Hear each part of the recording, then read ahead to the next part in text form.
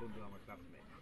তো জজের চাকরি আর এই মানে অ্যাডমিনিস্ট্রেশনের চাকরিগুলি ছেড়ে আমি মানে উকালতির লাইনে ব্যারিস্টার হিসাবে আপনাদের সাথে আছে। লন্ডনে আমার একটা ছোট্ট একটা প্র্যাকটিসের ঘর আছে, ওখানে আমি যেতে আমরা কাজ করে বাংলাদেশ সুপ্রিম কোর্টে আমি একজন লয়ার। সেই সূত্রে ইচ্ছা করলে আমি মানে একজন ব্যারিস্টার হিসাবে আমার এখানে টিআরবি কাবিকা খাইয়া আমার চলতে হবে না। আল্লাহ আমার একটা কলম দিছে আর একটু মাথা দিছে, একটু জ্ঞান বুদ্ধি দিচ্ছে, ওইটা দিয়েই আমার হালাল রুটে জুড়ে বসা। কিন্তু পুরো দলের যে গম বিচ্ছে, রাস্তা বিচ্ছে, রাস্তা মাটিয়া বিচ্ছে, আমার সংসার সানি লাগবে না, আল্লাহ চালাইতে পারবে। এই কারণে বলতেছি আর কি যে ইনশাল্লাহ শব্দটা মেনে নিতে আল্লাহ যদি চায়, আর আল্লাহ যদি চায় সম্মান কারে দিব আল্লাহ জানে। এই কারণে আমি বলছি জানিস আল্লাহ যারা দেয় আমি তার পক্ষে আছি।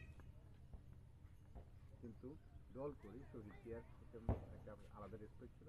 আমার বাপ ওই দলটা করতো একই সাথে, আমি নিজে ওদের সাথে আছি, সমতাদের সাথে থাকার চেষ্টা করি। তুলনামূলক বলে আওয়ামী লীগের চেয়ে এই দলটা ভালো আছে, এবং এই দলের বর্তমান যে নেতা তার খুব কাছে থেকে আমি তাকে দেখার চেষ্টা মানে সুযোগ পাইছি।